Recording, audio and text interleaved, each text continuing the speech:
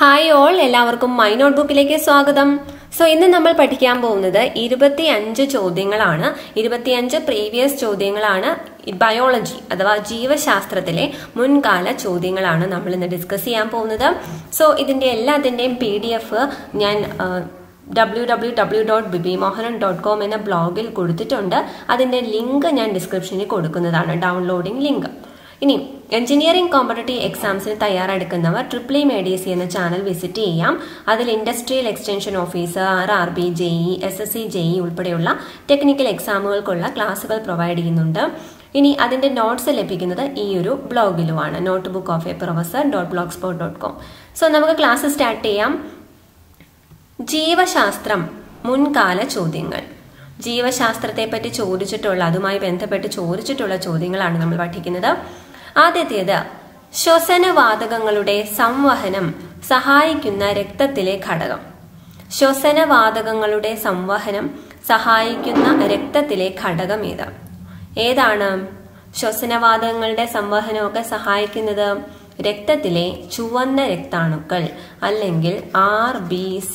RBC എന്ന് വെച്ചാൽ എന്താണ്? റെഡ് ബ്ലഡ് സെൽ എന്നാണ്, റെഡ് ബ്ലഡ് സെൽ. ഓക്കെ, ഈ ചുവന്ന രക്താണുക്കൾക്ക് എന്തെന്നും പറയും? അരുണ രക്താണുക്കൾ എന്നും പറയുന്നു, അരുണ രക്താണുക്കൾ. ഓക്കെ, അപ്പൊ ശ്വസനവാതകങ്ങളുടെ ആ സംവഹനത്തിനൊക്കെ സഹായിക്കുന്നത് ആരാണ്? ചുവന്ന രക്താണുക്കൾ. അടുത്തത്, മനുഷ്യനിൽ എയ്ഡ്സ് രോഗത്തിന് കാരണമായ രോഗാണു ഏതാണ്? മനുഷ്യനിൽ എയ്ഡ്സ് രോഗത്തിന് കാരണമായ രോഗാണു human immuno virus. HIV virus എന്നറിയാം. HIV എന്താണ്? Full form ആണെന്ത്?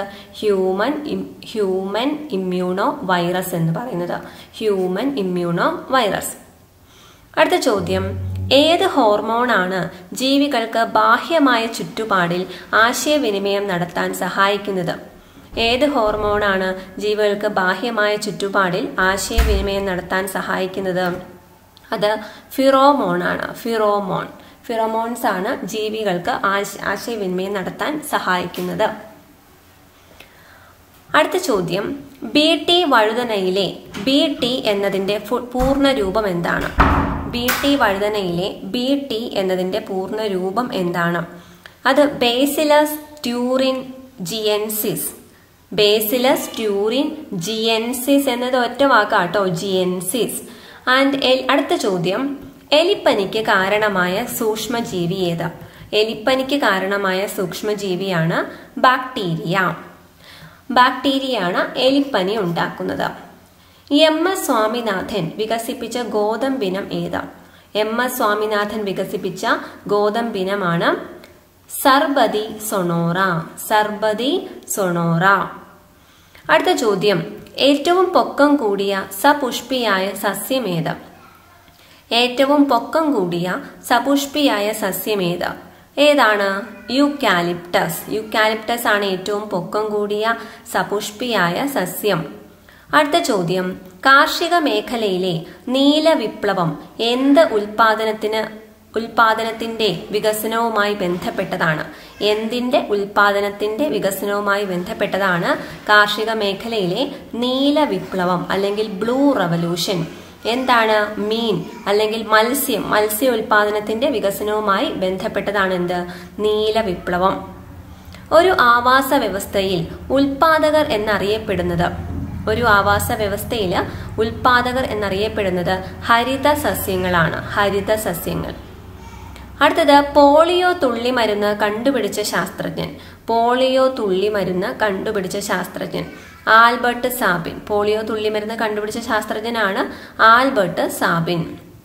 അടുത്ത ചോദ്യം, ഹെപ്പറ്റൈറ്റിസ് ബി പകരുന്നത് എതിലൂടെയാണ്? രക്തത്തിലൂടെയും ശരീരദ്രവങ്ങളിൽ കൂടിയുമാണ് ഹെപ്പറ്റൈറ്റിസ് ബി പകരുന്നത്. അടുത്ത ചോദ്യം, വിറ്റാമിൻ സി എന്നറിയപ്പെടുന്നത് എന്താണ്? വിറ്റാമിൻ സി എന്നറിയപ്പെടുന്നത് അസ്കോർബിക് ആസിഡ്.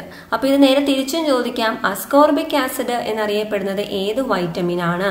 അപ്പൊ ഏതാണ്? വൈറ്റമിൻ സി ആണ്. അടുത്ത ചോദ്യം, ഉറക്കത്തെ കുറിച്ച് പഠിക്കുന്ന ശാസ്ത്രശാഖ. അപ്പൊ ശാസ്ത്രശാഖകളൊക്കെ ഇമ്പോർട്ടന്റ് ആണ്, നമ്മളത് ക്ലാസ്സിൽ ഡിസ്കസ് ചെയ്തിട്ടുണ്ട്. ഉറക്കത്തെ കുറിച്ച് പഠിക്കുന്ന ശാസ്ത്രശാഖ ഏതാണ്? ഹിപ്പനോളജി. ഓക്കെ, എന്താണ് ഹൈപ്പനോളജി എന്നാണ് കേട്ടോ, സോറി, ഹൈപ്പനോളജി എന്നാണ്, ഹൈപ്പനോളജി. ഞാനിത് മലയാളത്തിൽ ടൈപ്പ് ചെയ്യുമ്പോൾ ചിലത് ശരിയാവില്ല, അപ്പോൾ ഞാൻ അതുകൊണ്ട് അങ്ങനെ തന്നെ എഴുതി പോകുന്നതാണ് കേട്ടോ, ഹൈപ്പനോളജി. ഓക്കെ, അടിയന്തര സാഹചര്യങ്ങളെ നേരിടാൻ ശരീരത്തെ സജ്ജമാക്കുന്ന ഹോർമോൺ.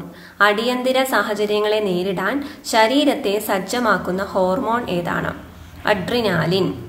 അടുത്തത്, പ്രകാശത്തിന് അനുസരിച്ച് സസ്യങ്ങൾ പ്രതികരണങ്ങൾക്ക് സജ്ജമാക്കുന്ന വർണ്ണക പ്രോട്ടീൻ. പ്രകാശത്തിന് അനുസരിച്ച് സസ്യങ്ങൾ പ്രതികരണങ്ങൾക്ക് സജ്ജമാക്കുന്ന വർണ്ണക പ്രോട്ടീൻ എന്നാണ്. വർണ്ണക പ്രോട്ടീൻ ഏതാണ്? ഫൈറ്റോക്രോം. ഫൈറ്റോക്രോം ആണ് പ്രകാശത്തിനനുസരിച്ച് സസ്യങ്ങൾ പ്രതികരിക്കുന്നതിന് സഹായിക്കുന്ന വർണ്ണകം.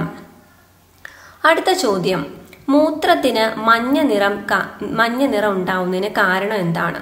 യൂറിൻ അല്ലെങ്കിൽ മൂത്രത്തിന് മഞ്ഞ നിറം ഉണ്ടാവുന്നതിന് കാരണം യൂറോക്രോം ആണ്. ഈ ക്രോം എന്ന് പറയുന്നത് that is related to colour. അപ്പൊ യൂറോക്രോം ആണ് മൂത്രത്തിന് മഞ്ഞ നിറം ഉണ്ടാക്കുന്നത്. അടുത്തത്, പിസികൾച്ചർ ഏതു മേഖലയുമായി ബന്ധപ്പെട്ടിരിക്കുന്നു? പിസികൾച്ചർ എന്ന് പറയുന്നത് ഏതു മേഖലയുമായി ബന്ധപ്പെട്ടിരിക്കുന്നു? മത്സ്യകൃഷിയുമായി ബന്ധപ്പെട്ടിരിക്കുന്നു. മത്സ്യകൃഷി. ഒരു പ്രായപൂർത്തിയായ മനുഷ്യ ശരീരത്തിലെ രക്തത്തിന്റെ അളവ് എത്രയാണ്? ഒരു പ്രായപൂർത്തിയായ മനുഷ്യ ശരീരത്തിലെ രക്തത്തിന്റെ അളവ് 5 ലിറ്റർ ആണ്. 5 ലിറ്റർ. അടുത്ത ചോദ്യം, ഏത് രോഗത്തിന്റെ ശാസ്ത്രീയ നാമമാണ് bovine spongiform encephalopathy? Bovine spongiform encephalopathy എന്ന് പറയുന്നത് ഏത് രോഗത്തിന്റെ ശാസ്ത്രീയ നാമമാണ്? അത് ഏത് രോഗത്തിന്റെയാണ്? ഭ്രാന്തിപ്പശുരോഗം. ഭ്രാന്തിപ്പശുരോഗത്തിന്റെ ശാസ്ത്രീയ നാമമാണത്. മാരികൾച്ചർ എന്ന് പറയുന്നത് എന്തുമായി ബന്ധപ്പെട്ടതാണ്? ഓക്കെ, ഇങ്ങനെയാണ് വരിക. മാരി എന്ന് പറഞ്ഞാൽ മറൈൻ ആയിട്ട് ബന്ധപ്പെട്ടതാണ്, നമുക്ക് അങ്ങനെ പറയാം, മറൈൻ. ഓക്കെ, മാരികൾച്ചർ എന്ന് പറഞ്ഞാൽ എന്തുമായിട്ട് ബന്ധപ്പെട്ടതാണ്? മത്സ്യകൃഷിയുമായി ബന്ധപ്പെട്ടതാണ്. ഇന്ന് ജീവിച്ചിരിക്കുന്ന പ്രൈമേറ്റുകളിൽ ഏറ്റവും ഭാരം കൂടിയത് ഏതിനാണ്? പ്രൈമേറ്റുകളിൽ ഏറ്റവും ഭാരം കൂടിയത് ഏതിനാണ്? ഗോറില്ലയ്ക്കാണ്. അടുത്തത്, സിൽവർ ഫിഷ് ഏത് വിഭാഗത്തിൽ പെടുന്നു? ഷഡ്പദം. സിൽവർ ഫിഷ് ഏത് വിഭാഗത്തിൽ പെടുന്നു? ഷഡ്പദത്തിൽ പെടുന്നു. ബ്ലാക്ക് വിഡോ എന്നറിയപ്പെടുന്ന ജീവി ഏത്? ബ്ലാക്ക് വിഡോ എന്നറിയപ്പെടുന്ന ജീവി ഏതാണ്? ചിലന്തി. ചിലന്തിയാണ് ബ്ലാക്ക് വിഡോ എന്ന് അറിയപ്പെടുന്നത്. സസ്യങ്ങൾക്കും ജന്തുക്കളെ പോലെ പ്രതികരണ ശേഷി ഉണ്ടെന്ന് തെളിയിച്ച ഇന്ത്യൻ ശാസ്ത്രജ്ഞനാണ് ആര്? സസ്യങ്ങൾക്കും ജന്തുക്കളെ പോലെ പ്രതികരണ ശേഷിയൊക്കെ ഉണ്ടെന്ന് തെളിയിച്ച ശാസ്ത്രജ്ഞനാണ് ജെ.സി. ബോസ്. അടുത്ത ചോദ്യം, ചുവന്ന ചീരയ്ക്ക് ആ നിറം ലഭിക്കുന്നതിന് കാരണമായ പദാർത്ഥം ഏതാണ്? ചുവന്ന ചീരയ്ക്ക് ആ നിറം ലഭിക്കുന്നതിന് കാരണമായത് ആന്തോസയാനിൻ ആണ്. ആന്തോസയാനിൻ.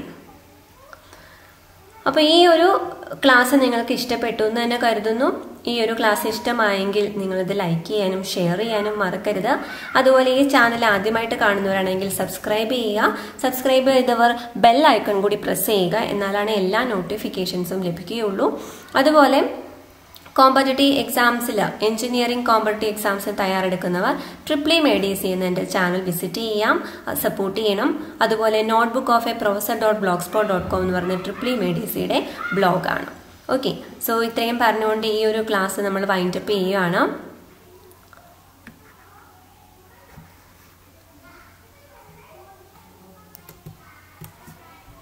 അപ്പോൾ ഈ ഒരു നോട്ട്സിൻ്റെ ജസ്റ്റ് ഒന്ന് ഓടിച്ച് പറയാം ആദ്യം മുതൽ ഒന്നുകൂടി.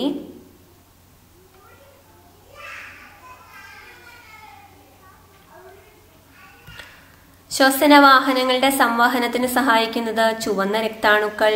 മനുഷ്യനിൽ എയ്ഡ്സ് രോഗത്തിന് കാരണമായത് ഹ്യൂമൻ ഇമ്മ്യൂണോ വൈറസ്. ഏത് ഹോർമോണാണ് ബാഹ്യമായ ചുറ്റുപാടിൽ ആശയവിനിമയത്തിന് സഹായിക്കുന്ന ഫിറമോൺ? BT, ബേസിലസ് ടൂറിൻജിയൻസിസ് എന്നാണ്. എലിപ്പനിക്ക് കാരണമായ സൂക്ഷ്മജീവി ബാക്ടീരിയ. MS സ്വാമിനാഥൻ വികസിപ്പിച്ച ഗോതമ്പിനം സർബതി സൊണോറ. ഏറ്റവും പൊക്കം കൂടിയ സപുഷ്പിയായ സസ്യം യൂക്കാലിപ്റ്റസ്. നീല വിപ്ലവം മത്സ്യകൃഷിയുമായി ബന്ധപ്പെട്ടിരിക്കുന്നു. ഒരു ആവാസ വ്യവസ്ഥയിൽ ഉൽപാദകർ ഹരിതസസ്യങ്ങളാണ്. പോളിയോ തുള്ളിമരുന്ന് കണ്ടുപിടിച്ചത് ആൽബർട്ട് സാബിനാണ്. ഹെപ്പറ്റൈറ്റിസ് ബി പകരുന്നത് രക്തത്തിലൂടെയും ശരീരദ്രവങ്ങളിൽ കൂടിയുമാണ്. വിറ്റാമിൻ സി എന്നറിയപ്പെടുന്നത് അസ്കോർബിക് ആസിഡ് ആണ്. ഉറക്കത്തെക്കുറിച്ച് പഠിക്കുന്ന ശാസ്ത്രശാഖയാണ് ഹൈപ്പനോളജി. അടിയന്തര സാഹചര്യങ്ങളെ നേരിടാൻ ശരീരത്തെ സജ്ജമാക്കുന്ന പ്രോട്ടീൻ വർണ്ണക പ്രോട്ടീനാണ്. അടിയന്തര സാഹചര്യങ്ങളെ നേരിടാൻ ശരീരത്തെ സജ്ജമാക്കുന്ന ഹോർമോണാണ് അഡ്രിനാലിൻ. ആൻഡ് പ്രകാശത്തിന് അനുസരിച്ച് സസ്യങ്ങൾ പ്രതികരണങ്ങൾക്ക് സജ്ജമാകുന്ന വർണ്ണക പ്രോട്ടീനാണ് ഫൈറ്റോക്രോം. മൂത്രത്തിന് മഞ്ഞ നിറത്തിന് കാരണം യൂറോക്രോമാണ്. പിസികൾച്ചർ മത്സ്യകൃഷിയുമായി ബന്ധപ്പെട്ടിരിക്കുന്നു.